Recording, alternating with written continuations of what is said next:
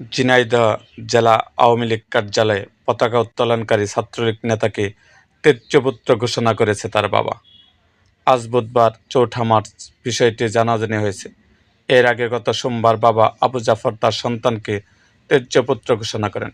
জেলার notary public কার্যালয়ে উপস্থিত হয়ে এক হলফনামার মাধ্যমে এই ঘোষণা দেন ছাত্রলীগ নেতার বাবা মোহাম্মদ আবু জাফর। ঝিনাইদহ জেলা জজ কোর্টের অ্যাডভোকেট মোহাম্মদ সাতাতুর রহমান হাদির মাধ্যমে আইনগত দিকটি সম্পন্ন করেন তিনি।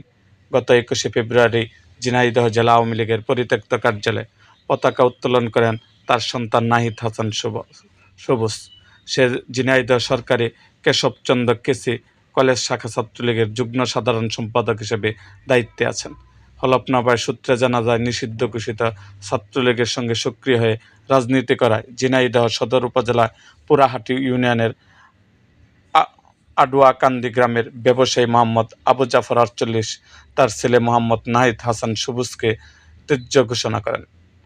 হলফনামায় মোহাম্মদ আবু জাফর উল্লেখ করেন, তার পুত্র দীর্ঘদিন ধরে তার অবাধ্য এবং অবান্তর জীবনযাপন করে আসছিলেন।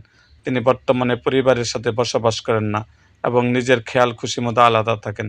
হলফনামায় আবু জাফর আরও অভিযোগ করেন, গত ৫ আগস্ট ২০২৪ পরবর্তী সময়ে ছাত্রলীগকে নিষিদ্ধ করা সত্ত্বেও তার ছেলে ওই সংগঠনের বিভিন্ন কার্যক্রমেও লিপ্ত আছেন।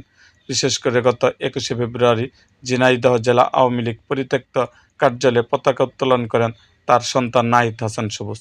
এ সংক্রান্ত একটি ভিডিও সামাজিক যোগাযোগ মাধ্যমে ভাইরাল হলেও পিতা হিসেবে তিনি বিব্রত বোধ করেন। হলফনামায় উল্লেখ করা হয়, নাহিদ হাসান সবুজের কোনো প্রকার আয় রোজগার, দায় দেনা বা কর্মকাণ্ডের সাথে পিতা বা তার পরিবারের অন্য কোনো সদস্যের কোনো সম্পর্ক থাকবে না। তার কোনো অপকর্মের দায়ভার পরিবার বহন করবে না। ভবিষ্যতে তার সাথে পরিবারের সকল প্রকার রক্ত সম্পর্কীয় আইনি বিচ্ছেদ বজায় থাকবে। এই ঘটনায় ত্যায্য ঘোষণাকারী মোহাম্মদ আবু জাফর বলেন, দেশের আইন ও নীতিমালা পরিপন্থী কোনো কাজ আমার সন্তান করুক তা আমি চাই না। বারবার সতর্ক করার পরও সে শুধরায়নি, তাই বাধ্য হয়ে আমি এই কঠিন সিদ্ধান্ত নিয়েছি।